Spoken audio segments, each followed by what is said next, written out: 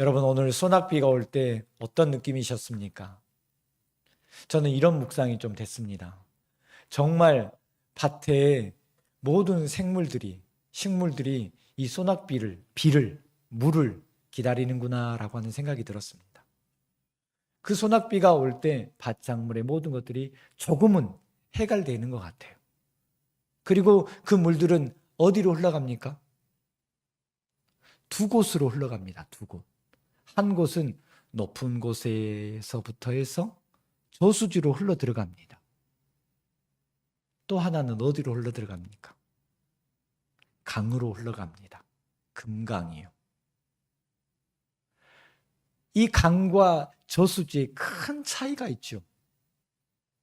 강으로 흘러간 물은 강을 따라서 바다로 흘러가면서 모든 생물들을 다시 한번 살려내는 역할을 합니다. 그런데 여러분, 저수지로 들어가면 물들은 어떨까요? 막혀 보이죠. 이것이 지금은 괜찮지만 더욱더 뜨거우면 열이 발생해서 거기에 녹조 현상이 있어서 모든 녹조 현상 때문에 아마 그 안에 있는 모든 생물을 죽이는데 사용되고 함께 공조하는 물이 됩니다. 여러분, 오늘 본문의 상황이 꼭 그런 것 같습니다. 꼭 그런 것 같아요. 하나님이 이스라엘 사람들을 향한 소망과 꿈이 있습니다. 너희 민족을 통해서 사람을 살려내고 너희 민족을 통해서 온 열방과 하나님을 알지 못하는 백성들이 다시 한번 살아날 것이라고 하는 그런 소망과 사명을 그들에게 주셨는데, 그들은 그 하나님의 물줄기, 하나님의 은혜, 성령의 인도하심을 따라 가는 것이 아니라 오늘 본문의 상황은 어떻습니까? 온통 이스라엘이 마치 저수지에 있는 것처럼 거기에 모두 썩어서 모든 신앙은 없고 하나님을 바라보는 그 모든 것도 하나도 없는 것 같아요. 여러분, 그것이 얼마나 심각한지 오늘 본문에는 이렇게 말합니다. 1절에 보면 얼마나 심각한지를 말해주고 있습니다. 우리 같이 한번 1절의 말씀을 한번 읽을까요? 시작. 너희는 예루살렘 거리로 빨리 다니며 그 넓은 거리에서 찾아보고 알라. 너희가 만일 정의를 행하며 진리를 구하는 자를 한 사람이라도 찾으면 내가 이 성을 용서하리라. 이 안타까운 마음이 들어있습니다. 몇 명을 찾는다고요? 한 사람이요. 여러분, 여기가 어디라고요? 여러분, 이스라엘 땅이에요. 이스라엘 땅 중에서도 가장 신앙이 좋다라고 생각하는 그곳, 예루살렘 성전이 있는 그곳, 거기에는 예배를 인도하는 제사장들이 있습니다. 거기에는 말씀을 들으고 공부하는 바리새인들이며 각각 많은 사람들이 여기에 있으면서 공부를 하는 곳입니다. 거기에는 많은 사람들이 함께 하나님을 예배하기 위해서 여러 곳에서 왔던 사람들이 이곳에 머물고 이곳에 훈련하고 이곳에서 예배하는 곳입니다. 바로 그곳이 바로 예루살렘입니다. 그런데 이 예루살렘에서 어떤다고요? 하나님을 경외하는 사람이 한 명도 없대요. 하나님을 찾는 사람이 한 명도 없대요. 여러분, 이것은 정말로 안타까운 일이에요. 너희가 만일 정의를 행하며 진리를 구하는 자들이라고 얘기합니다. 정의는 어떤 것입니까? 정의는 다스리는 사람들이 한 사람 한 사람씩 각각 마음으로 한 사람 한 사람에게 나타나는 것을 바로 정의라고 하는 것이에요. 다른 말로 표현하면, 조금 더 크게 얘기하면 공의입니다. 다스리는 사람들이 이런 정의와 공의를 가지고 모든 사람을 향해서 갈 때 평화와 화합은 이루어질 수 있습니다. 정의를 가지고, 정의로운 마음을 가지고 잘못된 사람들이 가고 있다면 그것이 아닙니다. 바른 길로 돌아오십시오라고 말할 수 있는 것이 바로 행정가들, 정치가들, 종교인들이 바로 이런 지도자들입니다. 뿐만 아니라 진리를 구하는 자들이라고 얘기합니다. 이 사람들은 서민 혹은 공부하는 사람 혹은 학생들, 어린아이들과 같은 그런 일들을 구하면서 자기가 그 은혜를 구하고 그것을 알아가기를 원하고 그것을 찾는 사람이 바로 진리를 찾는 사람이에요. 위에서부터 아래에 있기까지 그 어떤 사람도 없다라고 하시면서 하나님이 가슴 아파하는 것이에요. 가슴 아파. 성경에서 보면 이렇게 또 찾는 곳이 또 나오지요. 어디에서 나옵니까? 창세기 18장에 보면 아브라함이 소돔과 고모라 땅을 향해서 하나님, 이곳에서 의인 50을 찾으면 이 땅을 멸하지 않겠습니까? 하나님, 의인 45인을 찾으면 이 땅을 멸하지 않겠습니까? 하나님, 30인, 20인, 10명이 없어서 이 땅은 멸망했어요. 어디라고요? 소돔과 고모라 땅. 그곳은 하나님을 인정하지 않았고 그곳은 하나님을 멀리했던 그 땅이에요. 그래요. 이곳은 그런다고 인정하십시다. 그런데 오늘 본문에 보는 곳은 어디입니까? 예루살렘입니다. 이스라엘 가운데서도 모든 사람이 함께 가장 종교성이 강하다라고 말하는 이 예루살렘에서 몇 명을 찾는다고요? 한 명이 없어서 이 땅에 안타까운 마음으로 하나님께서 이 땅을 용서하지 않겠다라고 하는 그런 마음이 있어요. 우리는 소돔과 고모라 땅은 이해할 수 있어요. 그런데 이곳은 다름 아닌 예루살렘 성전입니다. 예루살렘입니다. 그 안타까운 환경과 상황을 보면서 내버려둘 수 없는 것이 바로 있습니다. 이 참혹한 현장을 보면서 한 사람이 눈물을 흘리며 하나님께 기도하며 나아갑니다. 누구입니까? 그를 가리켜서 우리는 눈물의 선지자 예레미야라고 말합니다. 하나님의 마음을 가지고 있었기에 그와 같은 상황을 보며 나와 아무런 상관이 없지만 눈물을 흘리고 하나님, 이 백성 살려주십시오. 이 백성 하나님께서 구하여 주십시오. 이 백성을 향한 하나님의 거룩한 뜻을 이루어 주시옵소서라고 하는 그 마음으로 나아가는 사람이 바로 예레미야입니다. 예레미야가 이 한 사람을 찾기 위해 사방대를 다닙니다. 사방대를. 여러 곳을 다닙니다. 오늘 본문에 보면 4절에 보면 예레미야가 어디로 갔는지를 보고 있습니다. 우리 같이 한번 4절의 말씀을 한번 읽겠습니다. 내가 말하기를 이 무리는 비천하고 어리석은 것뿐 아니라 여호와의 길 자기 하나님의 법을 알지 못하니. 예레미야가 첫 번째로 의인 한 사람을 찾으러 간 곳은 다름 아닌 백성들의 현장이었습니다. 삶의 현장. 순진하고 순수하고 그곳 사람들 속에서 여기에는 하나님의 백성이 있을 것이라고 생각하고 갔는데 어떤 일이 발생했습니까? 마음이 순진하고 순수하지만 그들 안에는 어떤 것이 없어요? 하나님을 향한 지혜가 없었고 하나님을 향한 그런 갈망이 없었던 것이에요. 여러분, 이것은 굉장히 가슴 아픈 현장이에요. 우리의 삶의 민중들, 백성들의 현장들은 경제적인 어려움뿐 아니라 그런 어려움들이 신앙마저도 그렇게 되어가고 있다는 것을 보고 있어요. 삶의 일반적인 백성들은 경제적으로 참 많이 어려운 것이 국민들의 현장입니다. 그래서 삶을 떠날 수가 없어요. 여러분 어떻습니까? 신앙생활을 하는 것과 주일을 또 주님을 예배하는 것 쉽습니까? 주일날 온전히 문을 닫는 거 쉽습니까? 쉽지 않습니까? 주일날 내 모든 일을 하지 않는 것이 쉽습니까? 어렵습니까? 왜냐하면 만약 내가 일을 하면 들어오는 임금과 들어오는 그런 이익들이 있기 때문에 이거 쉽지 않아요. 그래서 많은 사람들이 주일날 자신의 가게를 오픈하고 그런 일들에 늘 예배 잠깐 드리고 가요. 이것이 일반적인 국민들의 현장의 모습입니다. 거기에 하나님의 길, 여호와의 길, 자기 하나님의 법칙을 알지 못하는 사람들이 너무나 많다고. 예레미야는 이곳에서 하나님의 한 사람을 찾지는 못했습니다. 그가 두 번째로 간 곳은 다름 아닌 5절에 보면 나와 있습니다. 우리 같이 한번 5절의 말씀을 함께 읽겠습니다. 내가 지도자에게 가서 그들에게 말하리라.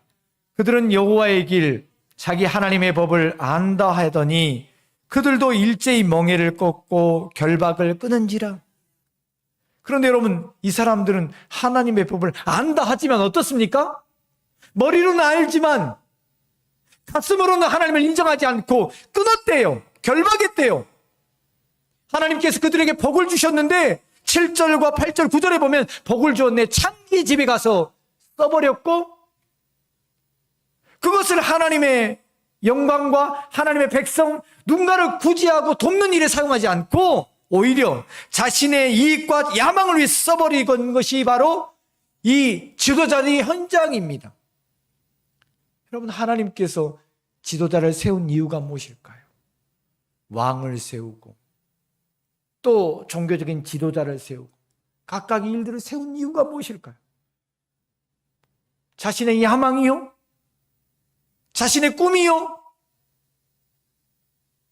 모두가 다 처음에는 그렇게 하나님 앞에 부름을 받고 안수를 받고 그렇게 그 자리에 올라갔지만 나중에 보면 모든 것이 자신의 야망과 자신의 이익과 자신의 안녕만을 위해 살아가고 있는 것이 바로 이 예루살렘 그 중심의 모습에 있는 것이 바로 현장입니다. 저와 여러분은 다시 한번 이 말씀이 우리의 삶에 다시 비춰봐야 합니다. 저와 여러분은 언제 안수를 받으셨습니까? 아니, 언제 예수를 믿었습니까? 그 기쁨과 감격, 너무나 행복하고 잠을 자지 못하는 그 밤을 겪어본 적이 있으십니까? 주님과 대화하는 그 시간이 잠깐인 것 같은데 온 새벽이 지나서 아침이 되었던 그 때를 기억하십니까? 내게 주신 그 은혜가 너무나 컸어. 누군가를 섬기고 싶었고 누군가를 만나고 싶었고 쉬고 있는 사람에게 신방 가고 이런 것들이 얼마나 감사했습니까? 그런데 언젠가는 내가 직분을 받고 또 언젠가는 그런 일들이 있었습니다. 그런데 이런 은혜가 가득했지만 우리는 어느 순간 하나님이 원하시는 그 곳으로 가지 않고 마치 머물러 있는 저수지에 들어가서 있는 것 같아요. 있는 것 같아요. 어쩌면 저와 여러분이 우리의 모습이 썩어가고 있는지 모르겠습니다. 우리의 신앙은 둔감해져 갔는지 모르겠습니다. 우리의 삶은 하나님이 보시기에는 점점점 멀어가고 있는지 모르겠습니다. 더 안타까운 현장이 나옵니다. 13절에 선지자라고 말합니다. 이 말씀을 조금 더 구체적으로 보면 오늘 본문은 읽지 않았지만 5장 30절과 31절에 한번 보십시오. 선지자들, 제사장들마저도 자신의 이익과 안녕을 위해 살아가고 있는 것이 이 당시의 모습입니다. 제가 여러분을 이 말씀으로 하나님의 수술대 위에 올렸지만 사실은 저도 이 30절과 31절의 말씀에 놓고는 저도 동일하게 하나님의 말씀에 수술대 위에 올려가야 합니다. 마치 엑스레이를 찍는 것처럼 나의 생각은 어떻고 나의 마음은 어떻고 나의 심장은 어떻고 나의 발과 손은 어떤지를 동일하게 보아야 합니다. 우린 이 시간 여러분 모두가 다 이 말씀 앞에 좀 머물러 봅시다. 여러분, 시간이 오래 가면 갈수록 그것이 배터리도 수명이 가고 있지 않습니까? 그런데 여러분, 이 본문의 말씀은 몇천 년 전의 말씀이에요. 주님과 정말 가까웠던 그 순간에 이스라엘 사람들이 이런 일들과 이런 신앙이 있다면 지금 어떻게 되어 있습니까? 지금 이 멀리 있는 시간들 속에 있습니다. 우리의 신앙은 어떻습니까? 우리의 신앙도 자신하지 못할 것이 바로 우리의 신앙인 것 같아요. 우리는 어떻게 이와 같은 세상 속에서 다시 한번 하나님이 보시기에 한 사람, 그 한 사람 될 수 있을까요? 하나님이 찾는 그 사람 될 수 있을까요?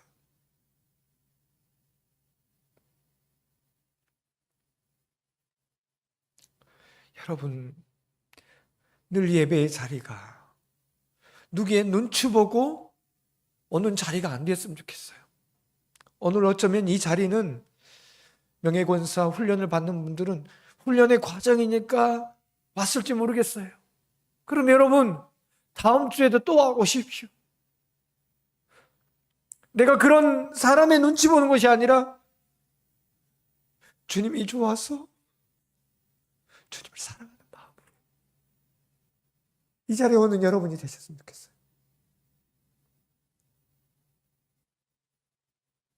그렇게 되기 시작할 때 우리는 다시 한번 하나님이 찾는 사람이 되지 않을까요? 오늘 본문에 보면, 끝부분에 보면 남은 사람이라고 표현하고 있는 것이에요. 구약의 성경에 계속적으로 보면 이스라엘 사람들은 하나님을 떠났고 각각 생각도 떠나갔지만 하나님의 남은 사람을 통해서 그 역사는 계속적으로 이루어갑니다. 여러분, 로마서 5장 19절에는 이렇게 선포하고 있습니다. 한 사람이 순종치 아니함으로 많은 사람이 죄인 된 것 같이 한 사람이 순종함으로 새롭게 된다고 말하고 있습니다. 예수 그리스도께서 이 땅에 오셔서 하나님의 말씀 앞에 순종했고 거여가는 것이 아니라 말씀 앞에 따랐고 그 말씀에 순종했으며 그 말씀에 걸어갔을 때 그분을 통해서 믿음의 모든 사람들이 다시 한번 하나님 앞에 나올 수 있는 그 유일한 길이요 진리요 생명의 일들을 우리에게 보여주셨습니다. 그리고 그분을 믿는 모든 사람들에게 이 길을 함께 걸어갈 수 있는 놀라운 은혜를 주셨습니다. 이것이 바로 예수 그리스도께서 우리에게 보여주신 아름다운 사역이고 놀라운 역사이며 그 은혜를 아는 사람이 함께 걸어가는 일들을 보게 되는 것이죠. 저와 여러분은 하나님의 은혜를 알았음에도 불구하고 또 우리는 늘 우리 스스로 옛 번성이 있어서 자꾸만 일로 돌아갈 수밖에 없는 인생임을 인정하지 않을 수 없습니다. 여러분이 이것이 백성만요? 오늘 본문의 지도자들만요? 오늘 본문의 제사장들이요? 모두가 다 그렇습니다. 우리는 모두가 다 언제나 주님의 은혜를 구하는 백성이 되어야 합니다. 하나님의 은혜를 구할 때 그분의 은혜 가운데 더 머물 수 있어요. 머물 수 있어요. 여러분이 그런 믿음의 사람들 다 되기를 주님의 이름으로 축원합니다. 그분의 은혜를 구할 때 우리는 그때서 비로소 주님의 원하시는 찾는 사람이 될 수 있습니다. 우리는 오늘 본문의 말씀을 통해서 다시 한번 우리가 하나님 안에서 새롭게 태어나기를 소망합니다. 주님은 이 땅에 오셔서 우리에게 모델이 되어주셨습니다. 어떻게 이 땅에서 하나님이 찾는 사람이 되는지, 어떻게 하나님이 찾는 사람으로서 그 일들을 해낼 수 있을 것인가에 대해서 우리에게 계속적으로 말씀해 주고 있습니다. 사랑하는 성도 여러분, 우리가 하나님 안에서 다시 새롭게 되기를 원한다면 그것의 첫 번째는 우리의 눈입니다. 우리의 시각. 요한복음으로 넘어가 봅시다. 요한복음 3장 3절 말씀입니다. 예수께서 대답하여 이르시되 진실로 진실로 내게 이르노니 한 사람이 거듭나지 아니하면 하나님의 나라를 볼 수 없느니라. 아멘. 볼 수 있다는 것이에요. 볼 수 있다는. 거듭날 때 볼 수 있는 것이에요. 주님의 마음이 이 땅에 우리에게 올 때 사람을 보는, 현상을 보는, 사건을 보는, 이 땅을 보는 눈이 새롭게 열리기 시작하는 것이에요. 그 사람을 보면 궁휼한 마음이 들고, 그 사람을 보면 안타깝고, 그 사람을 보면 사랑스럽고, 그 사람을 볼 때 우리에게 주님의 마음이 들어오는 것이에요. 우리는 날마다 구해야 돼요. 하나님, 나에게 하나님의 놀라운 은혜를 더하여 주시옵소서. 내 눈이 주님의 눈을 보게 하시고 내 눈이 주님의 시각으로 이 땅을 바라볼 수 있도록 인도하여 주시옵소서라고 우리의 눈을 위해서 늘 기도하셔야 돼요. 두 번째는 어디일까요? 우리의 머리입니다. 눈은요, 보게 할 뿐 아니라 머리로 전달합니다. 고린도전서 2장 14절 말씀입니다. 육에 속한 사람은 하나님의 성령의 일을 받지 아니하나니 이는 그것을 그들에게 어리석게 보임이요 또 그것들을 알 수 없나니 그러한 일을 영적으로 분별되기 때문이라. 아멘. 머리는 늘 판단을 합니다. 머리는 우리가 가지고 있는 모든 이성적인 것과 정보를 통해서 판단을 합니다. 그런데 믿음의 사람들은요, 여기에 하나 더 있어야 돼요. 하나님의 영이, 예수 그리스도의 말씀이, 성령 하나님의 일들이 우리에게 왔을 때 이것을 온전하게 분별할 수 있고 판단할 수 있어요. 사람들은 늘 자신의 이익과 야망을 벗어나면 험한 말을 하고 또 거기에 대해서 반기를 들고 또 거기에 대해서 하지 않겠다고 말을 합니다. 그런데 성령의 일들은 눈으로 볼 뿐 아니라 머리로 분석하고 판단하게 합니다. 되게끔 하죠. 되게끔. 하나님의 일을 되게끔 해요. 협력하여 선을 이루게 한다라고 하는 것이 바로 이런 머리가 하는 일들입니다. 그래서 우리에게 반드시 필요할 것이 있다면 우리의 머리도 성령의 인치심을 반드시 받아야 합니다. 세 번째는 우리의 귀입니다. 우리가 귀가 반드시 들어야 돼요. 반드시. 요한복음 8장 43절의 말씀입니다. 어찌하여 내 말을 깨닫지 못하느냐? 이는 내 말을 들을 줄 알지 못함이로다. 아멘. 내 양은 내 음성을 듣는다고 말을 합니다. 요한복음에서는. 여러분, 주님의 백성입니까? 주님의 양 되십니까? 반드시 그런다면 주님의 음성을 듣고 주님의 말씀을 따라가는 것이 하나님의 사람, 주님의 목자된 양 아니겠습니까? 우리는 반드시 주님께서 주시는 그 말씀을 반드시 들어야 돼요. 말씀을 듣는 유일한 방법과 또 여러 가지 방법들이 있습니다. 그 첫 번째 아주 기본은 바로 성경의 말씀입니다. 성경을 자꾸 읽다 보면 때로는 그 말씀을 내 가운데 알게 되는데 어느 날 그 말씀이 내게 들려지기도 하고 생각나기도 하고 떠오르기도 하고 우리를 그 말씀이 인도해 가서 주님 이렇게 나를 인도해 가시는군요 라고 우리는 듣고 그분의 음성 앞에 민감하게 반응하면서 우리는 그 일들을 행할 수 있는 것입니다. 귀뿐이겠습니까? 우리의 입은 어떻습니까? 입은 굉장히 중요한 말들을 많이 하죠. 각 나라의 속담들도 얼마나 많이 입에 대한 격언이 많은지 모릅니다. 고린도전서 12장 3절의 말씀을 한번 찾아보겠습니다. 그러므로 내가 너희에게 말하노니 하나님의 영으로 말하는 자는 누구든지 예수를 저주할 자라 하지 아니하고 또 성령으로 아니하고는 누구든지 예수를 주시라 할 수 없느니라. 아멘. 말하는 것마저도 주 예수 그리스도의 일들을 위해서 하는 것입니다. 우리는 일들을 통해서 사나 죽으나 죄 것이더라고 말했던 이 고린도 전서의 저자처럼 그때서 그렇게 말할 수 있는 것이죠.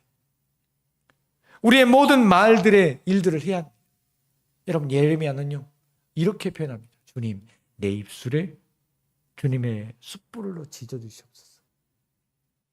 나는 말을 잘 못하는 사람입니다. 입술로 숯불을 지어주시옵소서. 그렇게 말을 하면서 그의 놀라운 일들을 날마다 말로써 사람들을 격려하고 위로하고 신방하고 설교했던 사람이 바로 이 예레미야입니다.